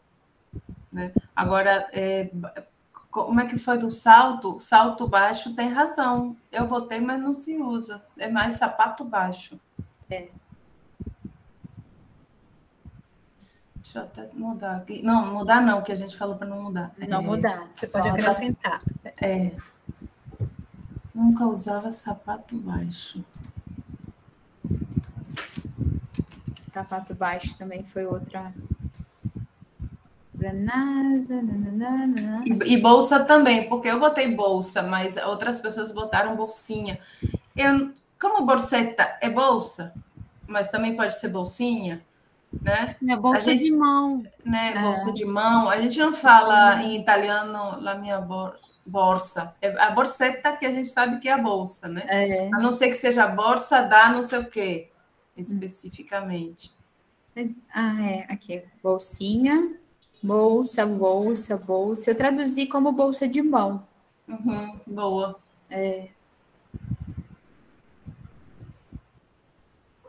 Aquela sensação de bolsa de madame mesmo, né? Sem tem até na música aquela que é napoletana, tu não fala americano, mas soldi que te dá la borsetta de mamã, que é aquela bolsa pequenininha que ela vai fazer as compras, né? É bem tradicional napoletano mesmo. Mas assim, eles estão viajando de carro, será que a tia ia levar uma bolsinha pequenininha? Não sei. Para dar dinheiro na igreja. Porque sabe quando você... Na igreja, né? Eu pensei que você leva as moedinhas para a hora do ofertório ali. É muito típico. Deu vontade na Itália de ter uma bolsinha dessa só para levar a moedinha no ofertório. Tipo porta-níquel, será? Isso, aquelas mais pequenininhas que a gente... Aí é borseta mesmo, a bolsinha, né? Eu fui por esse caminho. É quase uma carteira, uma niqueleira, né? A minha mãe não chama de niqueleira, aquela maiorzinha, assim. Como eles estavam indo para os pórticos, eu já imagino uma bolsa mesmo. Tipo, assim, a gente está indo passar uma tarde toda, vou levar um monte de coisa dentro. Ainda mais que tem criança, vou levar lencinho, não sei o quê. Não, água. Eu só pensei na moeda do santo, porque já está atrasado, já é tarde, tem que levar no onomástico, então... Eu pensei na elegância na igreja também, né? Porque elas colocam até casaco de pele, né? Vão todas até hoje, muito arrumadas na igreja. Então, pensei que não seria é quase um black tie, né? Seria aquela bolsa de mão de um prêmio, né? No Teatro Municipal. E esse piccola? Pequenina, pequeníssima, muito pequena, pequerrucha. Meu Deus, nunca pensaria numa palavra assim. Pequerrucha a gente usa mais para as crianças. Para criança. Uma coisa fofinha. Eu achei tão fofinho que eu não resisti. Não conhecia português? Não conhecia. Pequena, pequenina. Mas a gente usa assim, em português? Ela era pequena? Ou era pequena? Eu coloquei pequenininha. Pequenininha.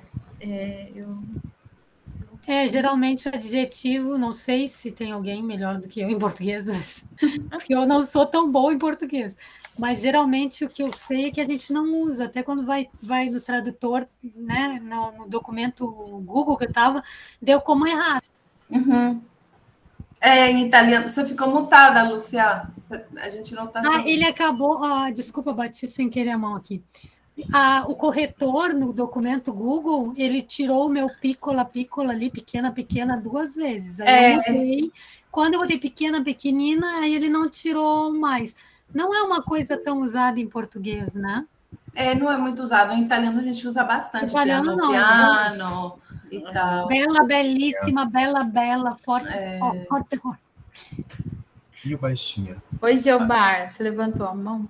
A solução que normalmente eu dou quando tem essa duplicação de adjetivo é usar o advérbio bem, né? Bem pequena. Ou muito pequena, ótima. Bastante pequena. É ótima essa solução, bem pequena.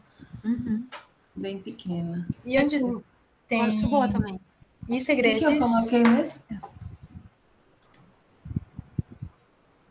O seu é o primeiro? Pequenininha. Pequeníssima. Deixa, não dá. Nem sei se pode. Pequeníssima aqui. E uma coisa aqui que eu fiquei pensando, né? Como botar, como vocês colocaram, i segreti se li teneva stretti. Deixa eu ver. Que tinha muitos segredos e os mantinha escondidos. Porque eu não entendi. O que é apertar um segredo, né? Estreito é apertado, né? É segurar, esconder para mim. Tinha muitos segredos e os mantinha escondidos. Guardados. Os mantinha guardados. Escondidos. E os guardavam muito bem. Eram mantidos muito apertados. Mantinha bem guardados. E os guardava muito bem. E mantinha guardados. Eu escondi mesmo os segredos. Escondi também. E a dona? Vocês botaram dona? Porque eu botei dona de um grande nariz. Mas... Porque às vezes a gente usa em português, mas eu fiquei bem na dúvida, assim. Eu coloquei senhora. Senhora de um grande nariz? Mas depois eu não gostei. Eu fiquei assim. Como eles... Cadê? Nariz... De grande nariz armênio, dona de um grande nariz. Eu coloquei com seu grande nariz. Com um grande nariz. Mas aí você não tinha botado com antes? Com a tia Henriette? Botei. Com a tia Henriette, com um grande nariz, com a tia de grande nariz. Porque eu pensei também no com e eu não ia repetir o com.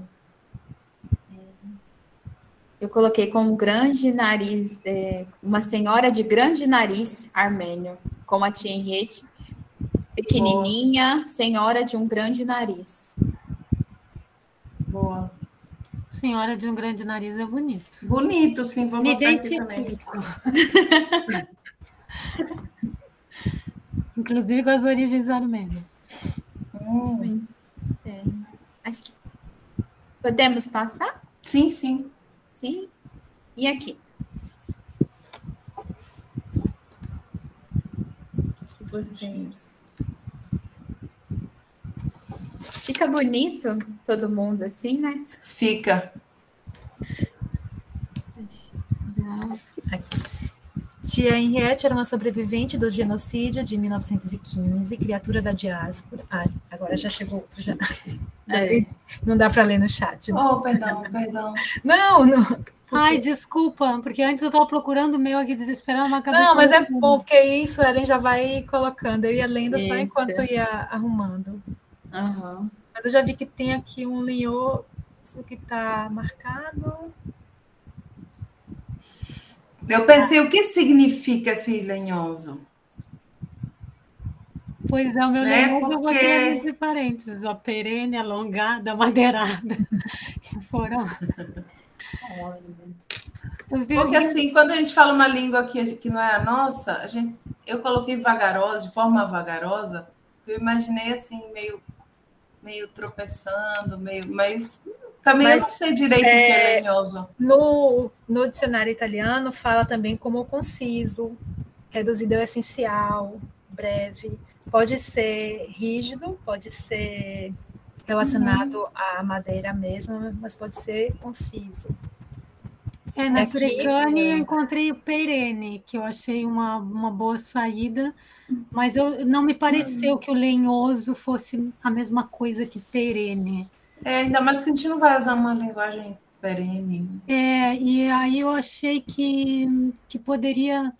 Que ela usou metaforicamente esse lenhoso, que não é um uso comum da língua. Porque ali, quando coloca na Trecane, ela vai aparecendo em contexto, várias opções. Não, Luciana, mas...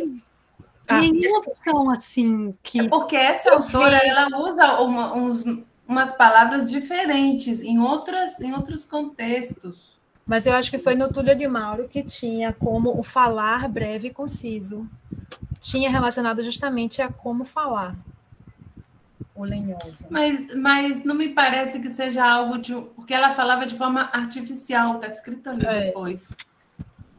Eu traduziria como lenhosa mesmo, às vezes me deu até vontade de amadeirada, sabe? Para trazer esse peso simbólico da maneira que está sendo usada essa metáfora. É bonita a palavra, amadeirada, não é um uso que a gente tem comum, não é, mas a gente está construindo a língua com a tradução também, né? Eu acho que nesse caso caberia usar alguma coisa semelhante, que lembre a madeira, para dar a ideia da metáfora ali no uso, porque mesmo sendo lenhoso, é conciso, mas o conciso em português existe também. O conciso não tem o mesmo peso do amadeirado, não, metafórica, para dizer que se usa relacionado à linguagem, porque tinha no dicionário. Assim, sim. Eu entendo que nesse sentido... O amadeirado eu não usaria essa palavra, porque a gente usa amadeirado para cheiros, para odores, para perfume amadeirado. Então, a gente vai dizer, como assim uma linguagem, né? Como é que era a língua amadeirada? Mas o lenhoso, se fosse o caso de inventar, né? Que você imagina que ele é assim... eu pensei da lenha mesmo, né? Do peso da lenha. Essa palavra. Eu coloquei, mas eu também usei um termo que também abre para uma outra interpretação, né? Que seria o grosseiro, justamente para dar essa noção de modo grosseiro, para dar uma sensação de textura na língua que de alguma maneira, obviamente, vai lembrar essa textura do tronco. Tosca, será? Tosca? Será que era tosca? Mas a tia Henriette, ela era tão elegantezinha para botar grosseiro para ela. Aqui tem Sara colocou sem desenvoltura. Boa! Muito boa.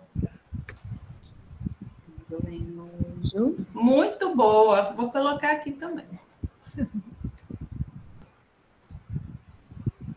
Teve numa lá que eu olhei que dizia também alongados, por causa dos ramos alongados da lenha, né? Numa das dos significados que eu vi no dicionário. Agora eu não vou lembrar qual é o dicionário. E aí eu pensei, se ela não fazia isso, como eu também às vezes faço, quem é o processamento de quem é sabe, várias línguas, ele geralmente tem essa tendência, às vezes a gente fica catando, né, o milho lá, procurando a palavra e a gente alonga. Então eu fiquei pensando se não seria essa coisa da lenha alongada. Já criei as minhas metáforas também. Mas eu não conseguiria de primeira, assim, colocar ele, seria problemático. Eu tinha pensado aqui, inclusive a sua própria, o armênio, desprovida de fluência, não natural. Como se ela também já tivesse esquecido a língua dela. Sabe quando a bandeira está rangendo? E a porta, quando fica... Excelente. Mas você não acha que desprovida de fluência tira o modo mais poético dessa coisa da natureza, da lenha, que tem no... É uma reflexão. Não, eu acho que eu pensei só na porta que irrita mesmo, porque é uma ligação com a porta, né? Então, eu coloquei áspera. Porque a madeira tem essa característica de ser áspero e precisa de lixar.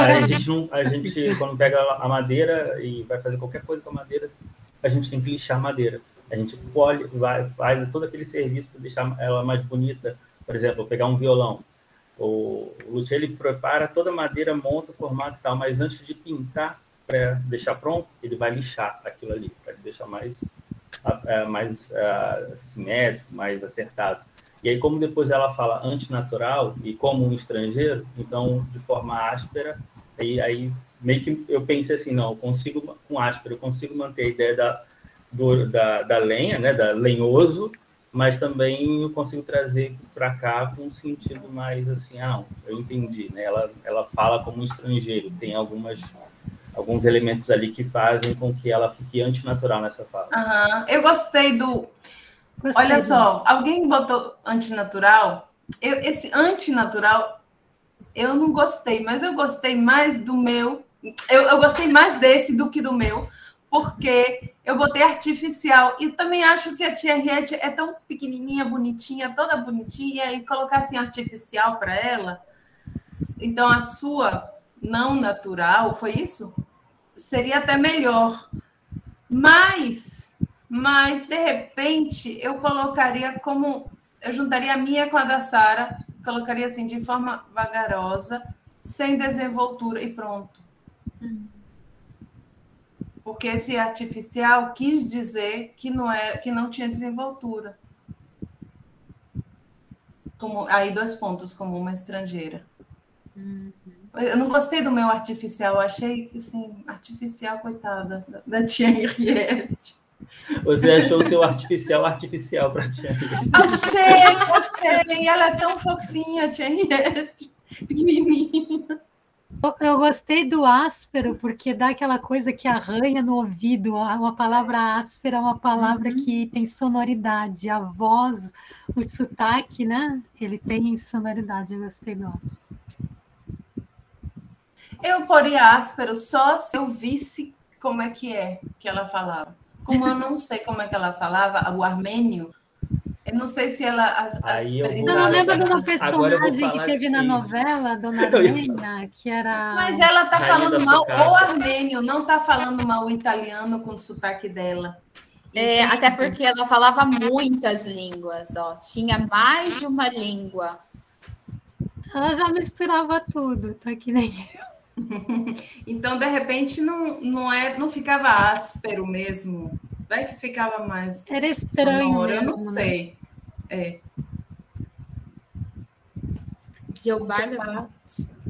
Não, eu decidi, na hora que eu estava escrevendo aqui no chat, que era carregada, de maneira carregada, não natural. Mas, depois da discussão sobre esses aspectos da lenha, eu estou mais convencido que ir para essa metáfora seria mais interessante para o texto. Mas carregada caberia pela explicação aí. Agora eu vou pedir uma ajuda para os universitários, porque me veio uma ideia aqui que eu acho que eu não tinha pegado quando eu li e quando eu fiz a tradução na primeira vez, né? a Sally falou assim, não, que ela falava muitas línguas. Não, incluindo o armênio. Mas ela falava de esse não natural, como uma estrangeira. Eu pensei assim, esse falar como uma estrangeira porque ela tem dificuldade para falar, é porque ela tem sotaque na fala que ela produz, ou seria porque ela teve muito contato, com muito estudo, ela estudou muito e aprendeu o padrão, o estándar da língua, de cada uma dessas línguas. E ela sabe muito, mas falar o estándar, você está tendo uma fala não natural. É como a gente ensina o italiano padrão, mas a gente sabe que indo para a Itália, o italiano padrão ele vai estar restrito em locais no meio jornalístico, onde a fala mais standard vai ser usada, mas no dia a dia, no meio natural, né, não vai ter essa presença desse tipo de italiano. Vai ter o italiano influenciado pelos usos, né? O que acontece com o português. A gente tem um português do dia a dia e tem um português do William Bonner, que é um outro tipo de português. Então, eu fiquei pensando assim, se esse in naturalis seria uma referência a essa ideia de que ela teve muito estudo, sabia muito, mas ela sabia essas línguas, mas na forma padrão de cada uma delas.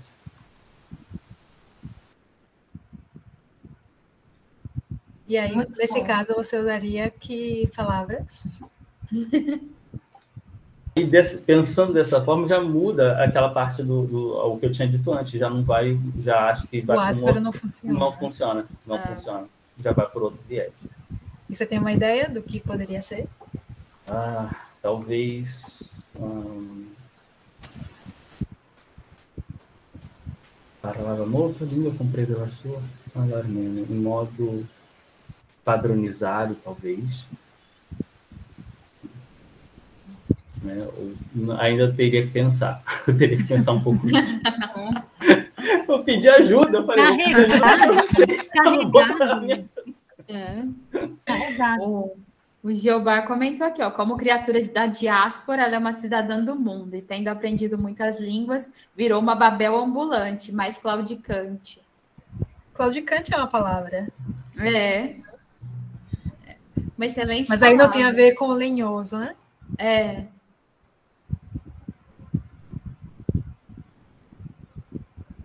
O que será lenhoso, além dessa... do que a Suzy leu, né, em relação à língua? Aqui no chat, Renato colocou várias opções. Deixa eu ver. Piante, lenhoso, simile a lenho. De elasticità, sem... Agile, desenvolto, sciolto. Contrário de agile, desenvolto, sciolto. Então, vagaroso. Vagaroso.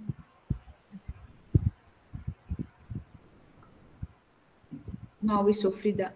O Jeová falou tosco, rústico. Eu pensei em truncado. Sabe quando a pessoa tem a fala truncada? Ela vai dando cavalgadas, assim, tropeços na fala, talvez? Não sei.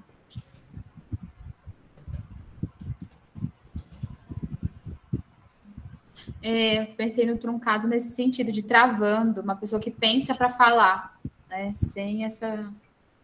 É a definição que o Renato trouxe, né? De chorto.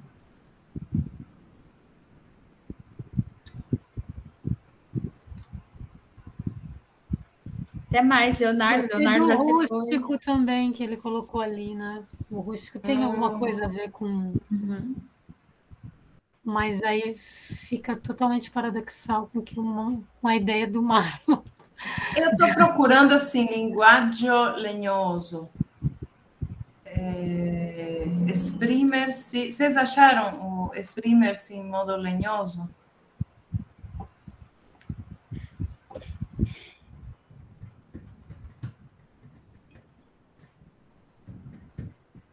Só achei a definição do Treccani e a do Corriere. Que manca di grazia ou di scioltezza, di agilità. Tem um fórum aqui Deixa eu ver nesse fórum. Isso, esse sempre fórum tem muita coisa. Rigido, impacciato. É isso mesmo. Privo di scioltezza, di morbidezza, elasticità, desenvoltura, como a Sara falou. Né? Sem desenvoltura, é muito bom. Eu tiraria esse meu artificial e colocaria o sem desenvoltura para a segunda para artificial e manteria o meu vagaroso para o lenhoso. Aí os dois ficam juntos. Vagaroso. Vou anotar aqui, mas muito bem. Muito bom. São quase 7, Tati e Suzy. E aí, como fazemos? Bom, não vai dar tempo de fazer tudo mesmo, né? Então, eu acho que a gente devia respeitar o horário. Sim, depois pegar as traduções que vocês...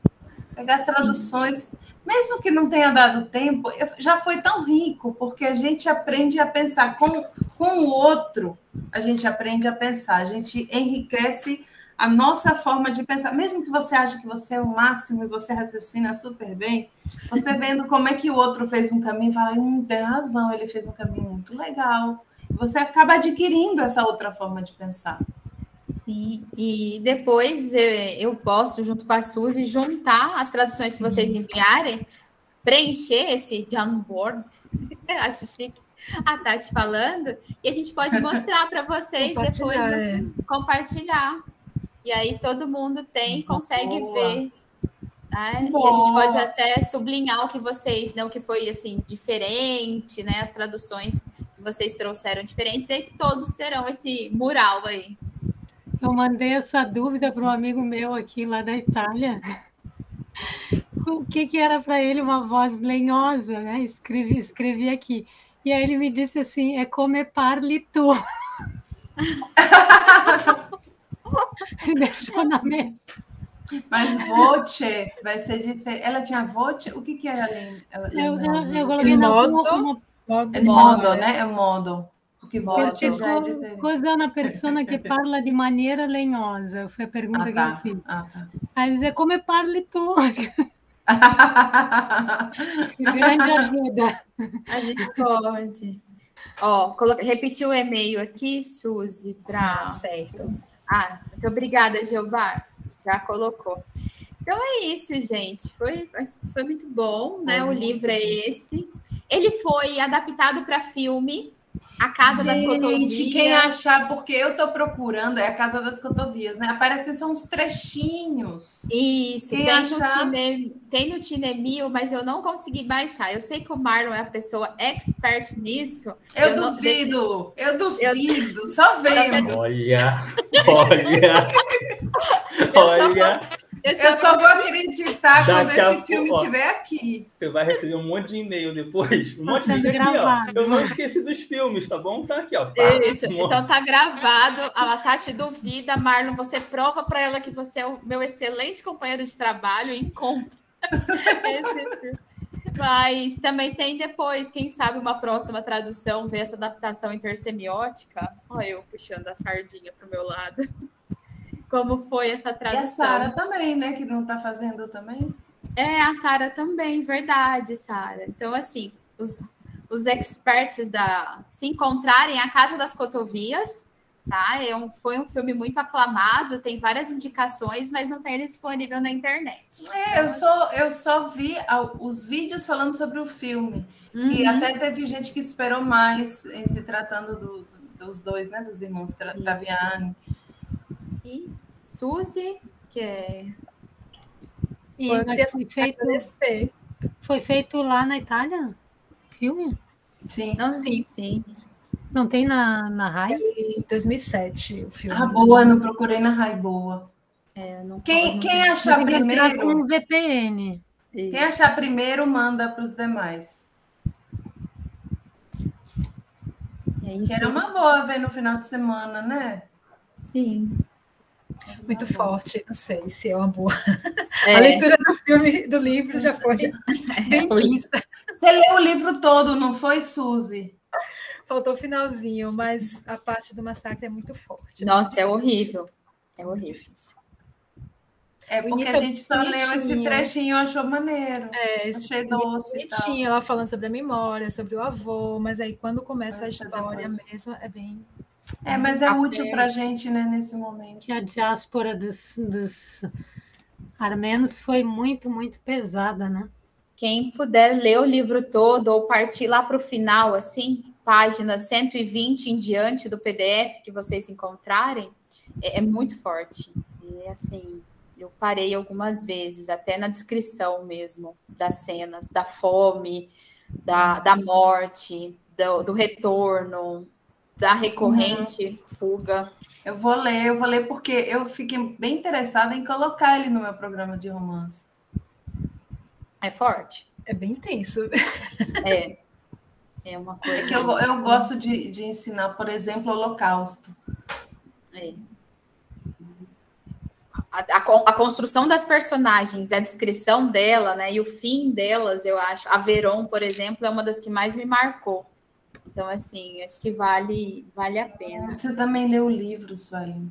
Li tudo e fiquei parabéns. Assim, chocada, mas, enfim. Acho que é isso, né, Suzy? Foi excelente. Agradeço essa participação de todo mundo.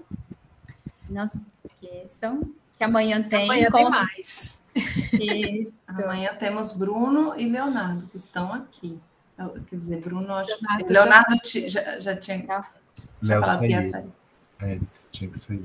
Temos amanhã 2 experts em Idiabachego, então vai ser maravilhoso também. Obrigada, Suzy. Obrigada, Suelen. Obrigada. Excelente, como sempre. É a marca de vocês, né? A excelência. Obrigada. E esperamos vocês amanhã. Sim, voltem. Vamos fazer a foto de todo mundo? Vamos. Deixa eu me remover aqui. Renato fugir. Passem perfume. Quem puder abrir a câmera. Não falem com a voz lenhosa para não sair na foto.